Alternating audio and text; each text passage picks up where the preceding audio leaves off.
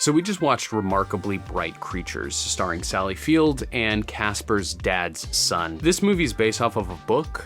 It's a Netflix original. It was highly recommended to me by both my mom and my sister. And I didn't have super high bar expectations, but Sam and I decided to watch it, and we watched it together. And after concluding this movie, it is definitely a mom movie. I understand why my mom and sister love it so much, because Sam also loved it so much.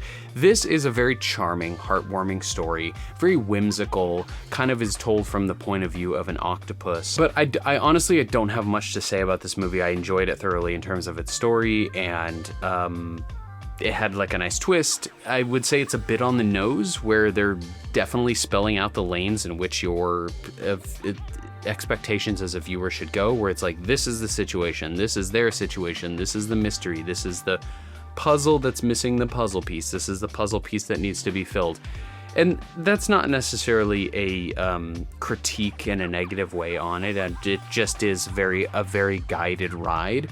But I would say that they set up enough kind of like red herrings and distractions to keep the ending pretty fresh and unexpected. And it makes me think of, like I described how you have a lot of movie directors, like big blockbuster directors, who make movies that have a very specific voice and they all sound exactly the way, you listen to the pop hit radio and there's a trend and you can hear that trend. And while I am not a book reader per se, in terms of New York Times best-selling fictional books, I'm not a reader of those, but of the movies that I've seen, whether it's like A Man Named Ove or whatever the movie version of it was, there's a tone to it that feels like the directors, the producers, just the entire crew is relying on the story of the writer of the original source material.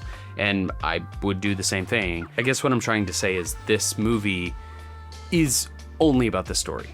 In terms of the visuals, the music, the editing, this movie is like a 6 out of 10 for me. I would say it's enjoyable. It's definitely not for me. I am not the audience, so I am not a proper judge on it.